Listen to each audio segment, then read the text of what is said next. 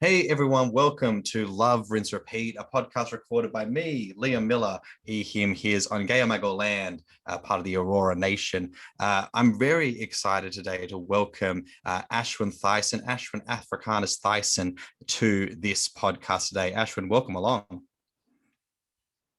Hey.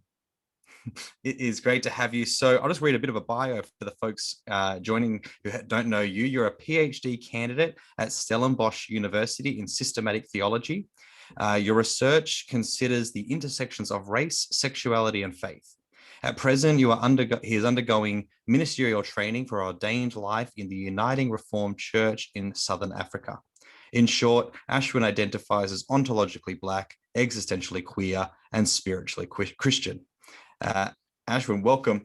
I think, one thing I'll clear up for our listeners, though your accent probably will too, is when I first saw that you were at Stellenbosch University, I assumed you were studying in Germany. But I think for some reason that word in my head went geographically there. And I was like, because I think I knew you were South African, but I just thought you were studying over there. Anyway, but so tell us, folks, where you're recording from today. So I'm originally from Cape Town, which is, Cape Town is in South Africa. So I am currently right now in Stellenbosch, where I basically reside. Which is interesting because Stellenbosch is about 20 kilometers away from my home. So I live on the fringe, if one could say, of Cape Town. Okay. So I'm at home. Either way, I'm very close to home. That's good. So there's lots we're going to discuss today, but I guess just how did you come to be someone doing a PhD in theology? What kind of set an interest in theology, and was that a path that was always tied up with ministry, or did one precede the other? Because I've often talked about how I was kind of found myself in a ministry role and was like, well, I better study theology. And then that led me into, I really like this, and to ministry formation. I'm curious of how it's played out for you. So interestingly, that's a very interesting question for me, because there was a certain part of me that I always knew that I was going to study theology. One of my first thoughts about ministry, the first time I thought about pursuing ministry was I was around the age 12. Mm-hmm. So I was very into church things. My mother raised me to attend church every Sunday. I was actively involved in church. So church had always been there and played quite an important role in my life. And then as I grew older, by the time I had gone to high school around the age of 16, so I was in confirmation class at that stage. The first time I'd read Augustine's Confessions was when I was 15.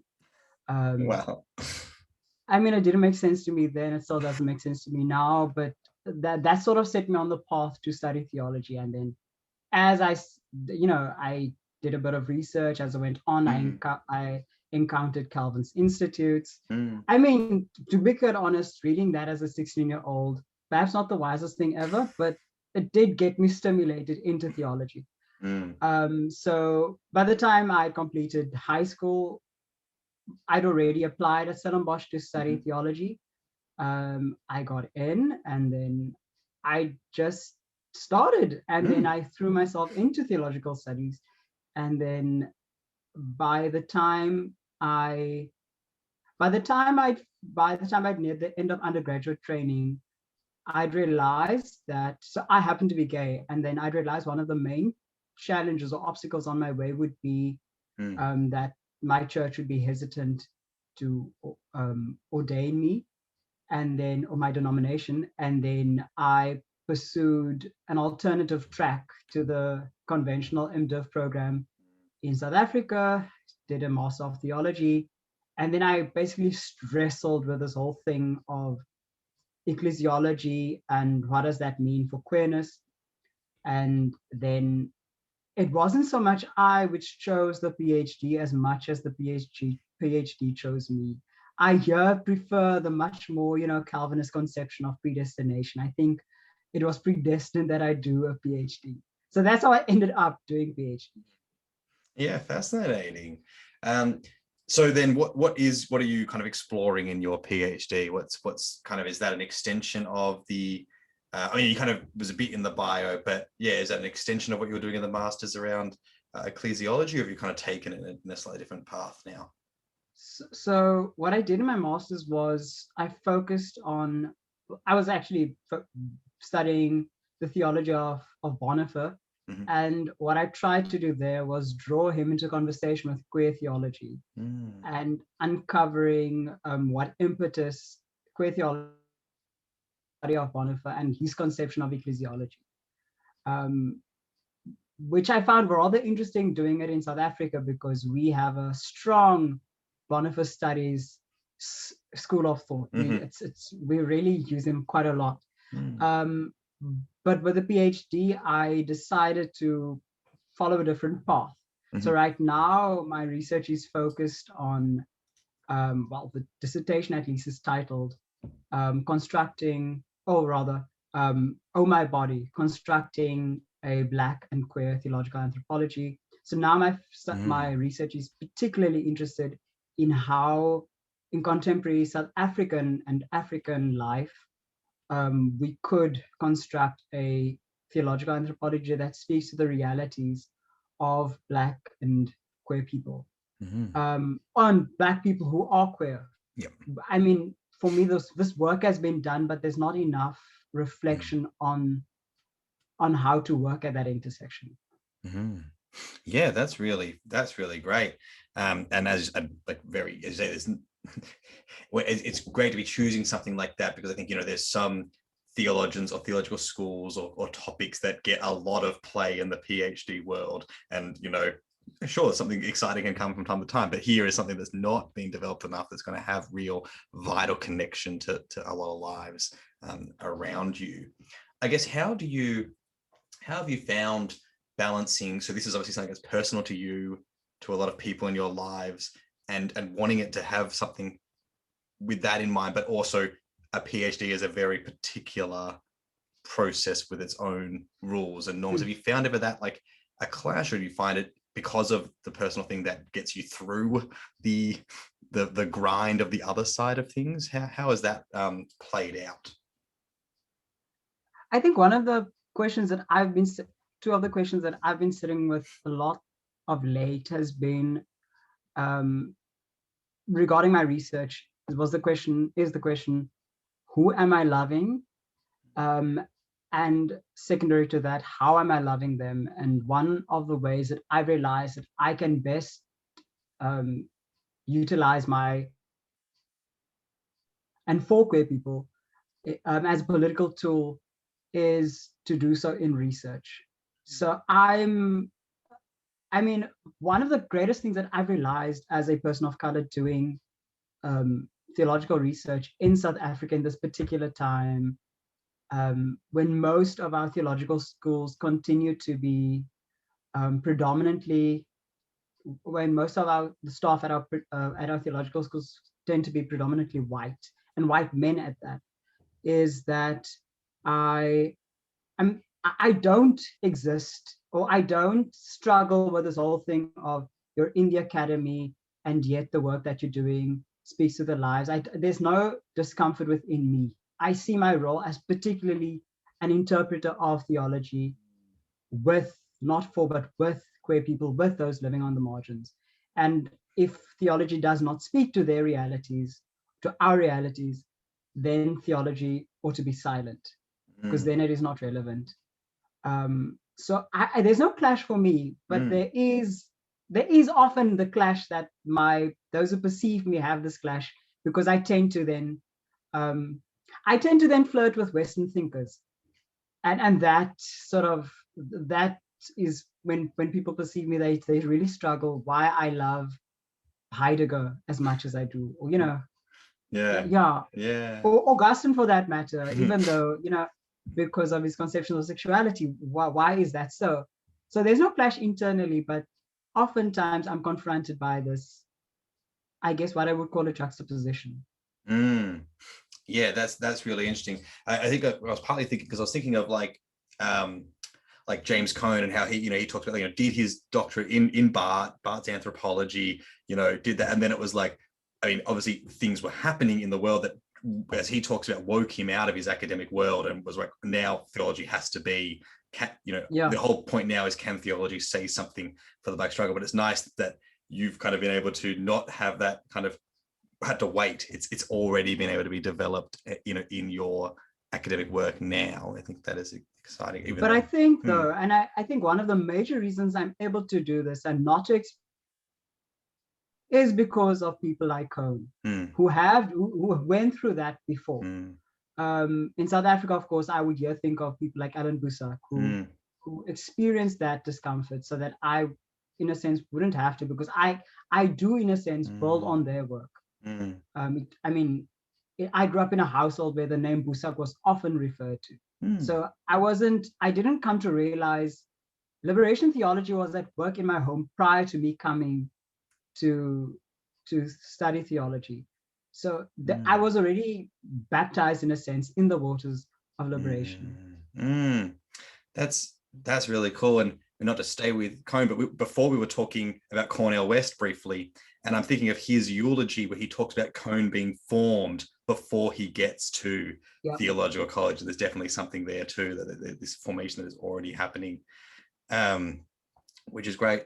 So you mentioned Alan Busak, and I was thinking, when I was thinking about theologians in South Africa, I don't think I've read that many theologians in South Africa, but he is one.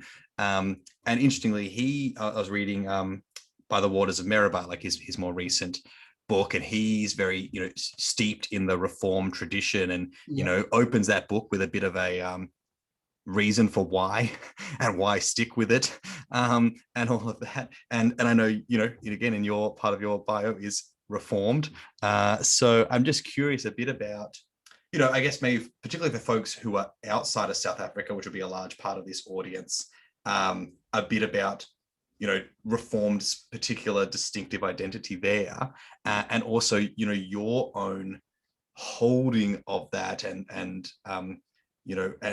forefronting of that tradition within your the various identities that you kind of highlight in your bio. I think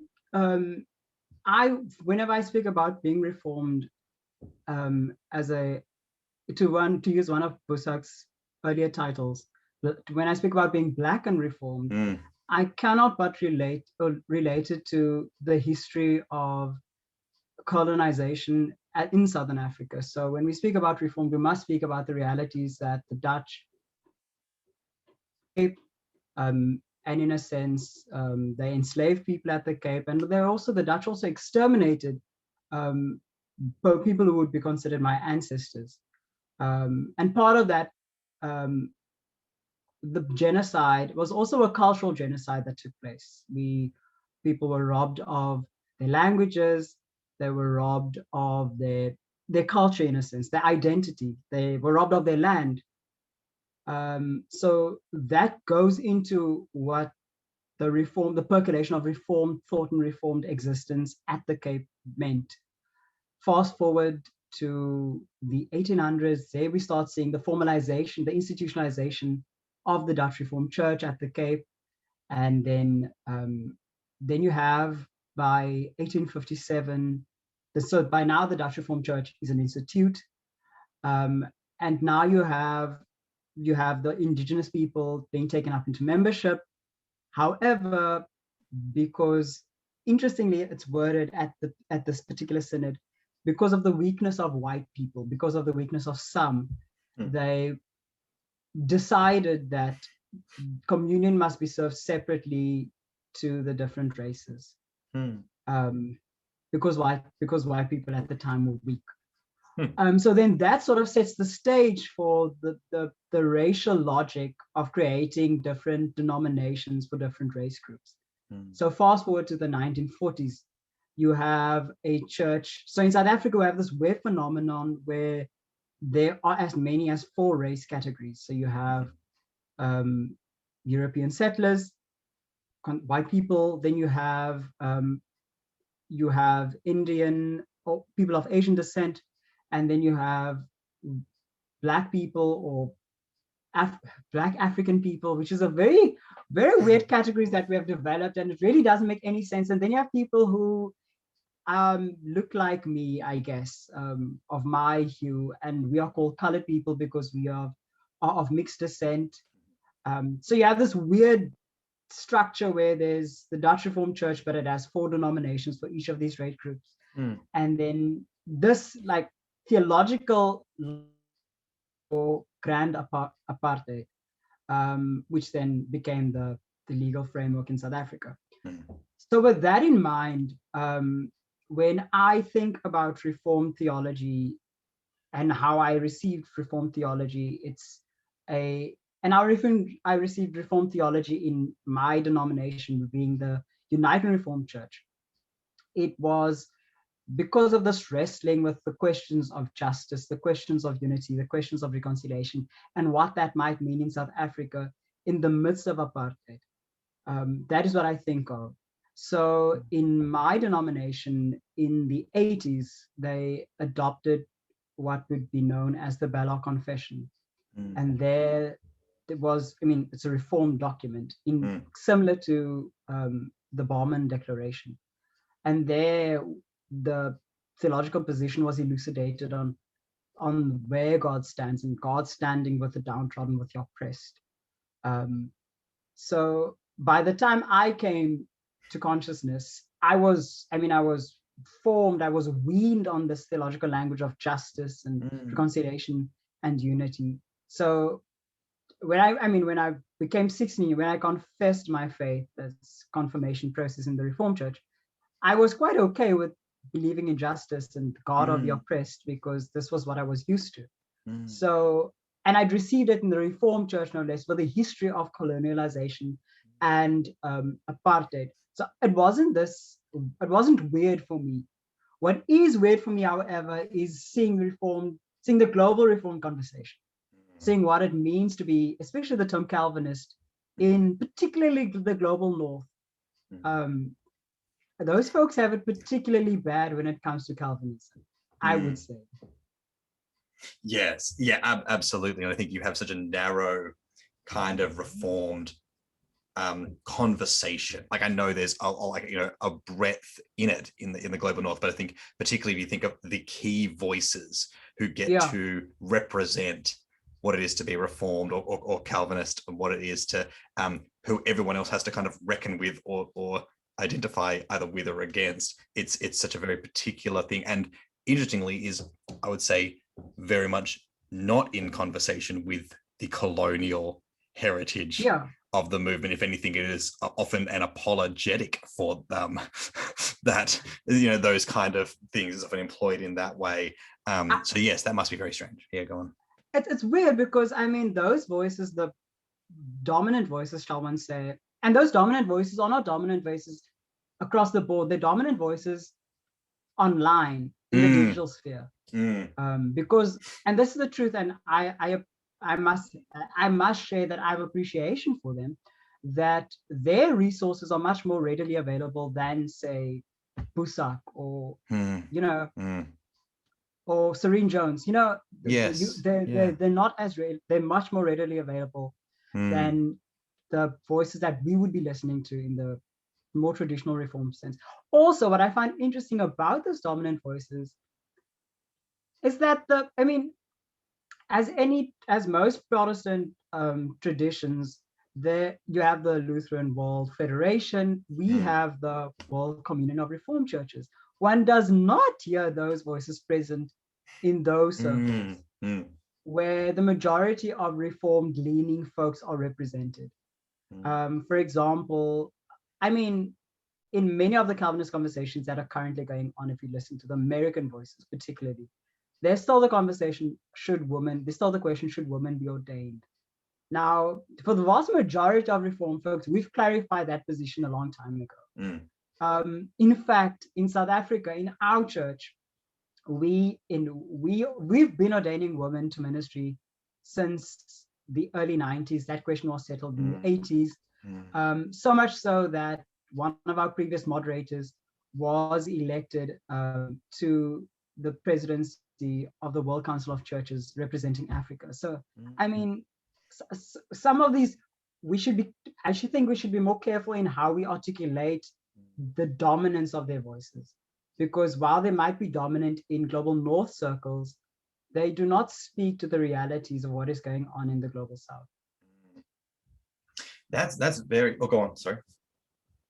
No, the other thing that I wanted to say was, when I was 16 years old and figuring things out and figuring out if I would pursue theology, I encountered two voices, and that's also because of social media. The one was April Fayette, who's in the Reformed Church in America, and the other was Jess Cast. I think I'm pronouncing her surname correctly. I might not be. But those are 10 years, two women who I'd encountered because of social media and because of Twitter, talking about Calvinism and the Reformed tradition in a much more liberating way. So I don't think that we should, of course, close off any possibilities. These voices are there. I just think we should pass on the mic sometimes. Absolutely. I think like I've had been a few, like last year or so, like I read Serene Jones' Call It Grace. And she's got a long extended treatment on like the role of Calvin in her family and her life and stuff like that. And you're like, because you often now, because of, as you say, that dominance in particular strands in the global North and in some other places, there's a lot of folks who get an aversion to Calvin or to Reformed, and you're like, well, no, there's people you can be listening to and accessing who will show you a much more broader, totally different kind of way. And and I think that's important, in the Uniting Church, which is obviously a Reformed church here in Australia, although we have the this distinct gift of being both Calvinist and Arminian at the same time, but we just exist with that together. But it's people like, there's a way to hold to these roots without letting exactly that particular strand like tarnish all things. Yeah. But I think you're right to touch on like some of those websites are just so easily accessible, free, have got blog posts on absolutely every topic that could ever be thought about, and whatever, and so you can see how that that is an impact. And it's something that I think other parts of the church need to think about, how are other resources getting shared, other viewpoints getting made available in very easily accessible ways. But you're doing something, I think what you're doing is so important. You are, I hate this term, we're saying democratizing knowledge. I'm not too fond of it, but you are in a sense making it accessible. You are offering the space for people to reflect critically on theology. You are offering the space for people to reflect critically on theology, and you're doing so in the public sphere. And I think that is absolutely important. So these exist. The question is, are we aware of their existence? One of the things that I've seen a lot on Twitter is people say, from my timeline, because it's the algorithm, but people say, but we're not, but no one is talking about that. There would be like some point, and then someone would say, and all the more I'm becoming convinced that it's not so much that no one is talking about it, but it's that I'm not part of the conversation. And the question is, am I going out on a limb to be present when that conversation is taking place? Yeah, that's very helpful. Thank you for that. Yes, 100%. So just kind of thinking more about your study, because you were talking earlier about, I know you're saying your master's was bringing in Bonhoeffer, and then in other times also engaging now, Heidegger or Augustine or Calvin. They say, like, reaching both north and west, as it were, in a lot of things. And I'm just like thinking about, like, even as advice for folks who can sometimes feel some of these voices are so distant, right? And how do we bring them in? Because sometimes I think there's two things. Either it's, look, there's nothing there in the past because they were they close their eyes or were not aware of so many issues that are pertinent now. Or it can be I really want to appeal to them, because if I can say Bonhoeffer would agree with me now, then I get a lot of points in whatever argument I'm having. I think in churches that come through again, the Uniting Church, which comes also through Methodism, it's everyone wants to say well, Wesley would definitely be on my side in this debate. So I guess you're trying to weigh up that. I'm interested in how you kind of maybe navigate a bit of that, of there's nothing more there that can be done for now, or the wanting to appeal for it almost for that kind of cachet because there's so much weight in their voice. Sometimes I think, there's certain things that Calvin said that I just reject completely. We shouldn't pretend as if he was this wonderful. I always tell people, so in South Africa we have this, what would be called a barbecue elsewhere. We have this thing called a braai, which is you cook meat outside, and it's a fun time. Everyone's enjoying themselves. There's a few rounds of beer. I always tell people, Calvin is not the type of person you invite to a braai. You don't, much less Augustine. You don't. So the question is, what do we do with the discount, with the not so nice things that they say? I say, or rather not what I say. One of my lecturers, Juliana Claessens, she has a very interesting way of reading the Bible, the Hebrew Bible. She always says that we should read the text against the text. So evaluate Calvin on the very terms that Calvin puts himself out. Same way with Augustine, the same way with Bonhoeffer, same way even with Barth. To read, even Cohn, to read them by the very criteria with which they measure themselves, but they measure other people.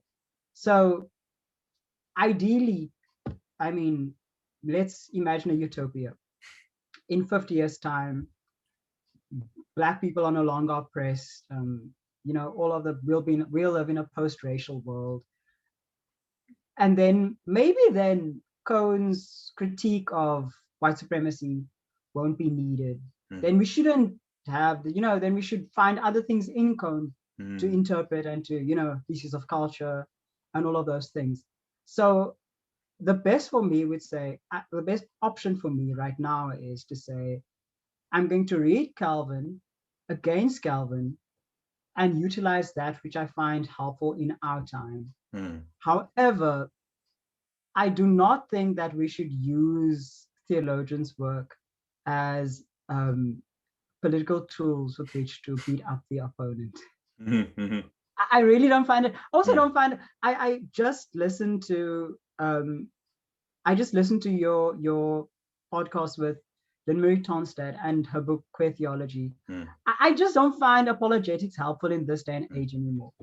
It does far more violence than good, and I just think that we should just be breaking bread together as opposed to beating other up on some. Most theological positions are really not important, like most of them. And I don't think we should spend our time beating each other up about that. I think we should embrace the fact that we are different. Yes, I 100% and agree. And I think we talked about this on another one of the episodes recently, which is kind of talking about how, a lot of those differences, what am I trying to say? There's love behind these different expressions. Usually, people are coming to different points born out of their same love for God and love for their neighbor. Now, you don't just let that be a thing you excuse everything because there's some love in their heart, but it's, so often we assume that anyone who's deviating from us does so because they actually secretly hate the faith and the church, and are trying to, bring it down from the inside or something. It's there's better ways for people to spend their time. A lot of these differences are born from people's, their love and their desire to respond faithfully in some way, and they're led to something. And at least if you're going to have the conversation of disagreement, it's a better place to start than assuming they are some a wolf in sheep's clothing kind of thing, just out of those very minor things. So I think that's wise. Is that becomes you're moving from a relationship of at least some good faith into then the discussion. I've always found that interesting in the church, at least when I say church, I mean the broad what I would call the Church Catholic. How an institution that is literally built on this notion of faith operates in bad faith. We I mean, I've oftentimes I was by my synods, by the most recent synod, and at the time they were discussing sexuality, and I and a few other queer friends were present, and it was so interesting in the degree to which they had approached the entire conversation of sexuality from such a position of bad faith, as if we could not trust on both sides. And I think this was I mean, I wasn't a delegate at the synod, so I couldn't speak, but from both sides, the progressive and the, what shall we say, conservative, or the affirming and non-affirming, the attendees, they had come together and it was bad faith, as opposed to recognizing the difference and the love that was at the center of it all. Of course, I'm not saying that we should continue violence in the name of love. Love is not violence. But it was interesting to observe just how bad faith, and part of the bad faith was Tonstad's point of the apologetics. So it's about convincing each other as opposed to uncovering the mystery of it all. Yeah, absolutely. And I think because Tonstad's right in the sense of like so many of we don't kind of get to what we think, we start with what we feel about something and then find the theology usually that confirms that or allows that or whatever. It's not usually the other way around. And it's through like actually being in that kind of community that might be more likely to change things. And I think even like just again the apologetics thing, like Calvin, another person we've been talking about, is not an apologetics person. Though there's so many Calvinists need to, because his whole thing is like, oh no, an apologetic argument can never convince someone to come to the faith.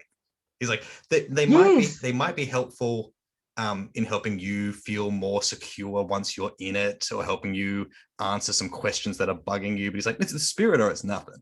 And I just wish we listen to that part a little more. and this is actually one of the tweets I read by Jess Cast. She once made the point that if we read Calvin's Institutes through the lens of pastoral care, our evaluation of Calvin's Institutes will be quite different from what we're used to. It was one of my Hebrew Bible professors taught me that the law, the Decalogue, was not so much a stick with which to beat up someone as much as it is a conductor's stick to provide the rhythm. And I think there's something to it. I think once we start reading ancient texts in mindful of their historical moment, and I think that is something that we might often lose. And also what often happens in much more conservative spaces in their interpretation of Calvin and the Reformed tradition is that they start using it for polemical reasons to sort of, to attack what's the culture wars and also just, I must also confess, one of the effects of being in this globalized world is being plagued by global north politics. I find it so interesting how much time in South Africa and in Africa we spend speaking about in my country at least, the vast majority of people are not evangelical. Majority of Christians are not evangelical. And this might surprise most people, most Christians in South Africa are part of the African initiated churches. So they don't even work with this Western framework of theologizing. So so that is just my I think caveat. You do, and Australia is definitely very similar in getting sucked into predominantly US kind of debates and dialogue and language and forgetting its own kind of traditions, and also then thus forgetting its own trouble sometimes. In getting just so sucked into the way race dialogue happens over there and ignoring there's a very different dynamic here, and a bunch of other stuff like that. I think you're right, it does kind of consume in a different way, which is unfortunate. Yeah. I was thinking about that. We were talking about the law and the Decalogue, because that's coming up this Sunday, so I'm preparing to preach on it, which will be last Sunday when everyone listens to this, so it's not a spoiler. It's is that you know that 10 commandments, as we, you know, the way it's treated in the world, you almost expect to open Exodus 20 and see dot points.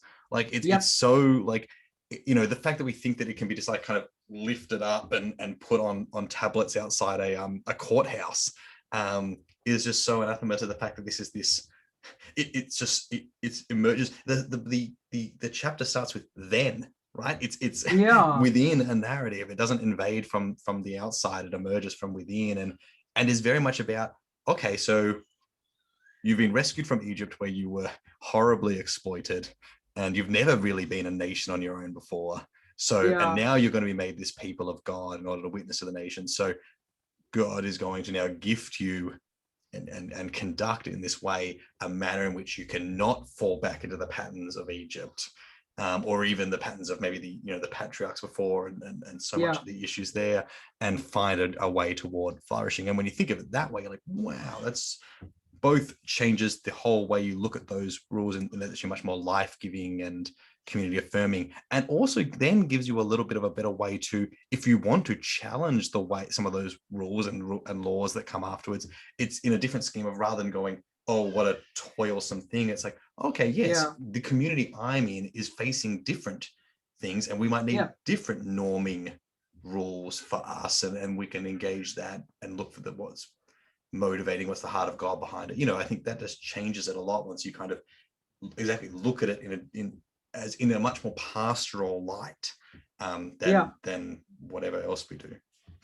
You just reminded me of something that one of my struggles with the good Dr. Busak has been, so in South Africa currently we have this very tender political moment where, I was born after 1994. So you have my generation who are actively critiquing the establishment of democracy in and of itself, saying that we've made many political mistakes, critiquing people like, shocker to the world, Nelson Mandela, Desmond Tutu, critiquing their failures. And I don't think it's unjustified. I think it's very much justified. I think sometimes we engage a bit of historical revisionism, but I do think the critique is very much justified. And one of my issues with I was at issue with Dr. Busak quite often, and I asked him, but my struggle has always been how his generation, and this happens often in general, in every, we didn't exactly have what I would call a revolution, but in every political moment, you have the veterans who, in some sense, fail the people eventually. And then I kept on asking him, how do you make sense of that? And his latest book that you referenced, Children of the Waters of Meribah, really grapples with how we make sense of the mistakes that we've made, and also owning up to our mistakes, owning up to the mistakes that when we imagined in South Africa, the post-94 South Africa, a non-racial, non-sexist, whatever the government is saying that we should say, the propagandists will. But whenever we imagined that utopia, we did pay attention to the realities that we were very much patriarchal. We enforced white supremacist logic. We in a sense silenced the realities that people at the margins aren't able to enjoy the promise of this imagined democracy. So I think more often than not that the work is always ours to engage in self-criticism. And to do so with the whole, what I always like reminding myself of is the Sankofa bird, which walks forward but is always looking backward. To look at history and also to remind ourselves that we do come from a line of people who have done the work. There's been work that's been done and has gone into us, and we owe it to ourselves and to those who have gone before to take the work forward. And Busak, I think, does that. And Cohn also, I've seen, does that in a very good way. And also womanist scholars, of course, I should say, womanist scholars have been doing the important work. Yes, yeah, absolutely. But I think that's very apt, and it was just making me think of, with Exodus, and given that like the Exodus leadership fails, Moses and Aaron, and even Miriam to an extent all fail, and just how, like, I think someone commented on this, of like how very few biblical figures of some prominence end well. They almost all fail before the end, and maybe that should give us some humility that yes, we also might will. And when the critique comes, from those exactly, especially when it's coming from within, from that new generation from within, rather than from outsiders, that it needs to be very well attended to, and that humility to go, yeah, okay, yeah, we were, and you can still be like, we were trying our best, we thought that was right at the time, but you're like, yes, we now see, or what have you, and making that work and adjusting to that. But that's really interesting. So yeah, no, thank you for that.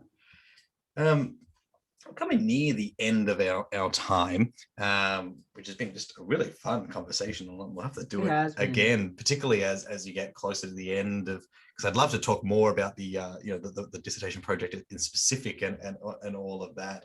But this has just been really great, particularly to talk about reform. So I'm just curious, what's coming up for you this year? What are you kind of excited to be getting to read or write or work on, in this coming year, and particularly, I guess, hopefully, I don't know what it's been like I know a little bit about what it's been like in South Africa, obviously with COVID, but not really, in comparison to my own context, but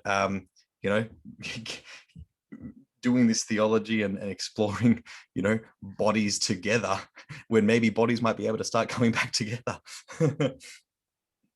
One of the interesting things that COVID unleashed or forced me to confront was that point by Boniface said, the church is Christ existing as community. And at the time when I concluded the master's project, I had said, the church is Christ queering our conception of community. And then I went further to say, queering the oneness, that apostolicity, the Catholicity, and I'm missing one now. But you get the point. Holy. Yeah, the holiness of the church.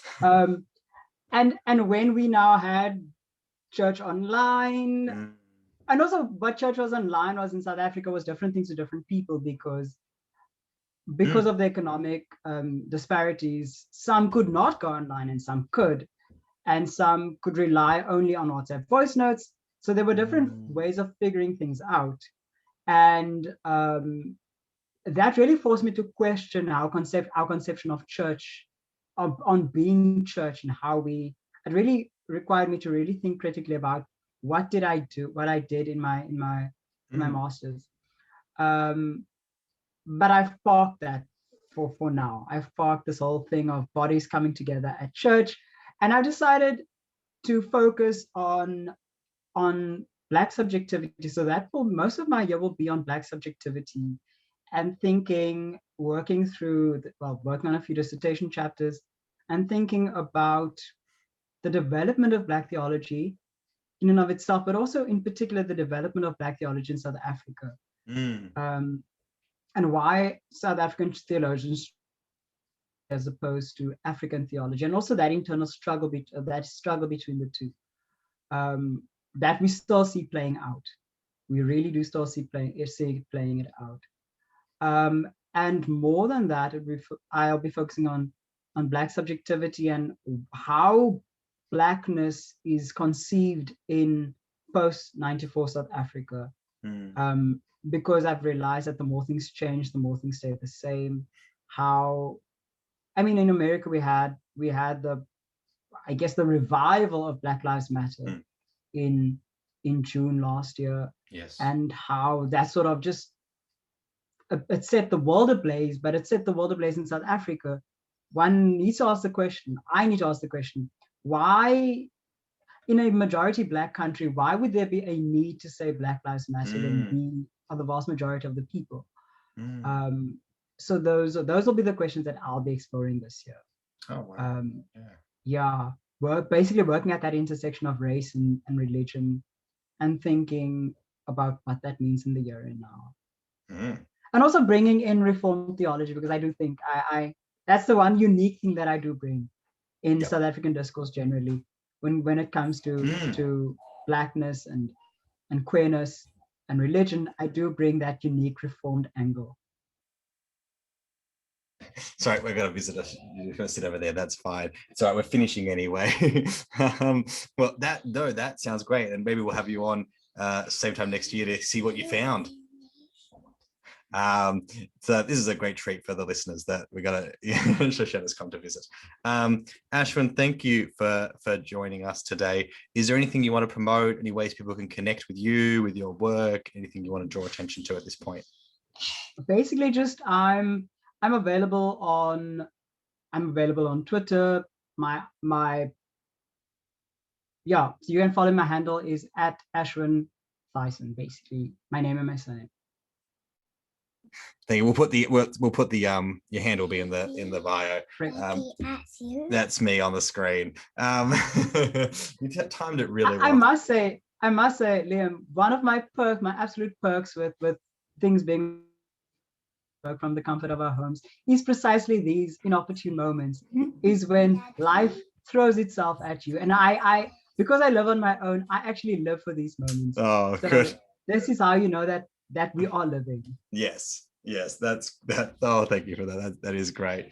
I think you could, all the lights are going to get turned off. So that's a sign that, you can't stay here. Isn't that right? That's a good sign. You can turn the lights off. All right. Well, Ashwin, thank you for joining us. I really appreciate this conversation. Good luck with all your study this year. Oh, I'm in complete darkness now. It's very dark now. And thanks everyone for tuning in to Lovers Repeat. We'll see you again next week. Bye.